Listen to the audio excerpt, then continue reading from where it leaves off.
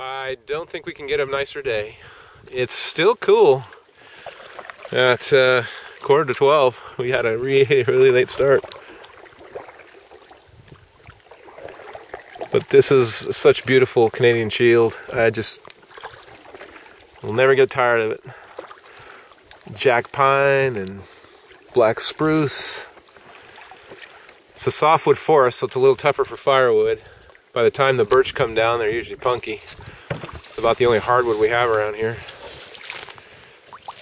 Poplar is the same thing. We're gonna head back down. There's only one good site on this lake as far as we're concerned at McGregor at the other end here. There's an island ahead. And they should be developing at least a couple more sites here. You travel 5-6 hours to get here, and then you can't get a site. That was a little bit of a bummer. We basically camped on a portage last night, so it was a campsite, but it wasn't the best. At least I was able to get my hammock up. I'm a big worry. But I like this lake because it's not huge. It's a nice size lake. It has a good feel to it. Good personality here. Aim for the point of that far island. What? Aim for the point of that far island.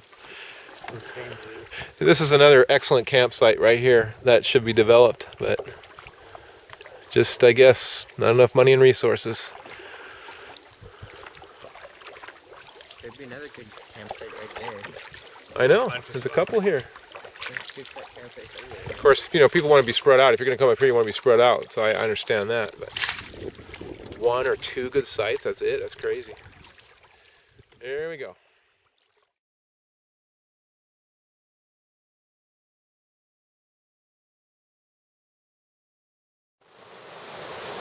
Well, we're back at McGregor Falls at an awesome campsite. Well, for a provincial campground anyway, or provincial park. Good fall over there, probably 20 feet. Island. David.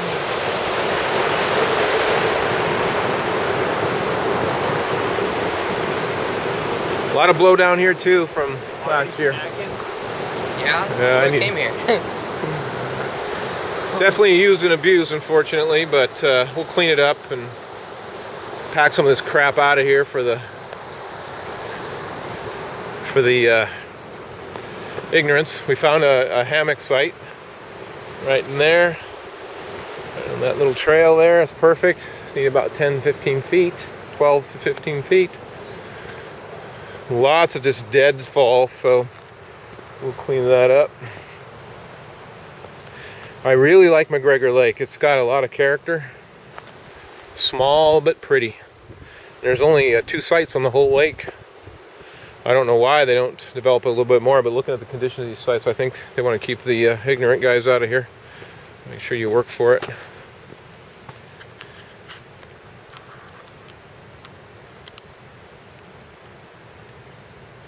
So, we only had a small paddle today, but we are definitely feeling it from the 25-kilometer paddle yesterday. And of course, the wind we fought against, really high winds. We had breakers at times. We had whitecaps. We had foot-deep troughs.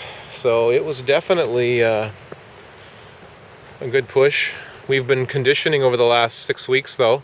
3-4 times a week we go out and do anywhere from 2 to 10 kilometers, so we were able to handle it without too much trouble. But it was a pretty sunny, windy day, so I tell you, I sure had to fight the dehydration. This is an awesome shelf for getting in for swimming. We're gonna definitely do a swim here later. Drops off quick. Probably some good fish in here too. We'll show you some pickerel later. And to my brother Brian, I wish you were here. Okay guys, talk to you later.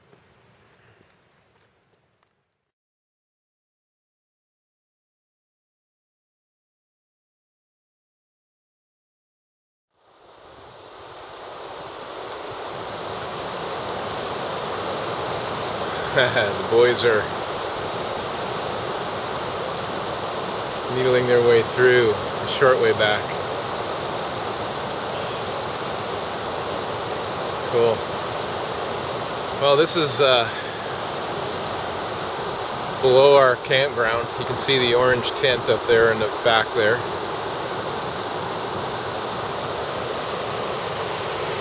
As you can see,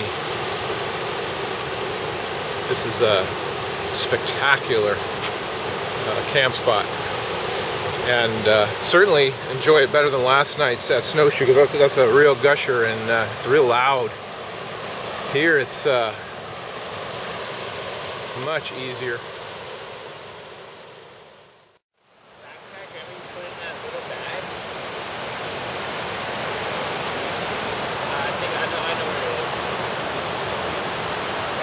Well, that's a nice fire. Right by the rushing river.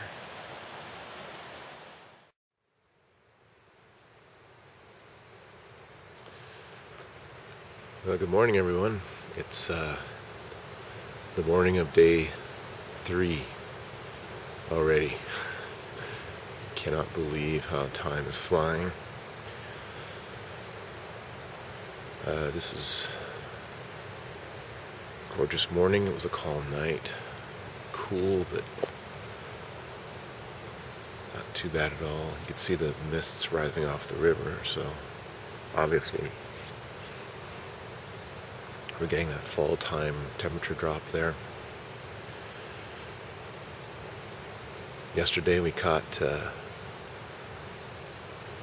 4 walleye and 2 pike and 1 snapping turtle, who got a hold of one of our fish on the stringer here, right down here by the shore here, by the down tree. And it just so happened that David was there at the time, and they got into a tug of war. And there's the eagle, if you can see that. And they got into a tug of war, and finally got him back. Well, he was persistent. I even took the stringer and I put it back in the water, and he come right back at us. Big one too. And I just took the fish, and just as he was coming up to snap him, I lifted it up out of the water and I put it back on his shell, and boy, that got him taken off again. Well, we're going to go over there to the opposite shore to fill it, and so we're getting in the canoe and getting ready to go, and darn thing was trying to come after us. Anyway, we made it with 1 slightly bruised fillet. Wouldn't want my finger in that mouth.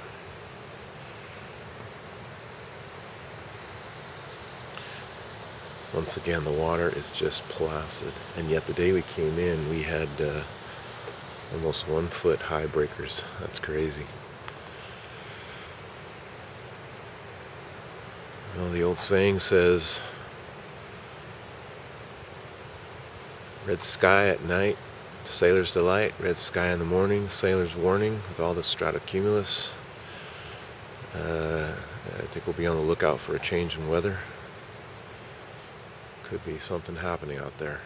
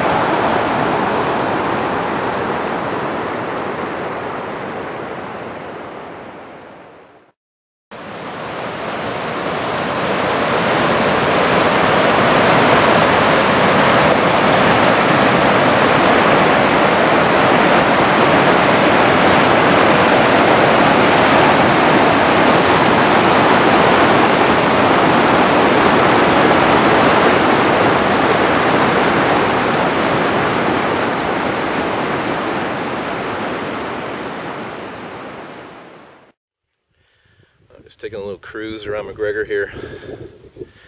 This is the island that we were hoping to stay on, but it worked out good at the falls too. Falls are kind of really more interesting.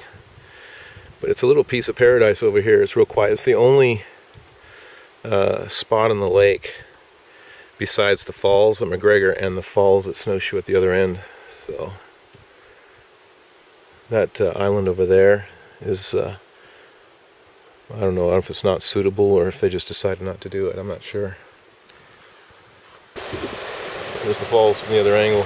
They look so harmless from here, but they'd hurt you good. I'm sure if you had a whitewater kayak, you can do it, no problem. This is our point, where our camping spot is. Nice shallow water here. See?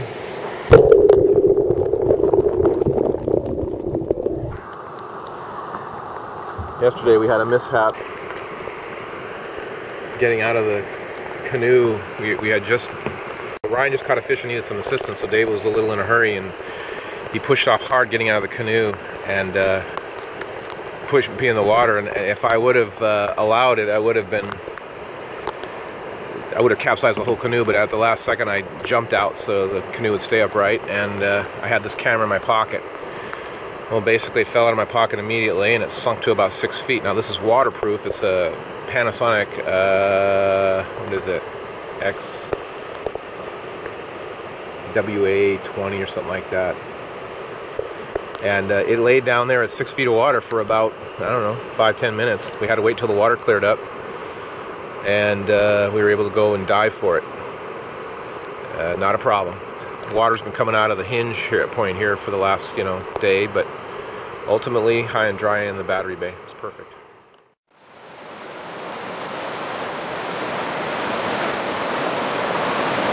End of day 3. Looking forward to days 4 and 5.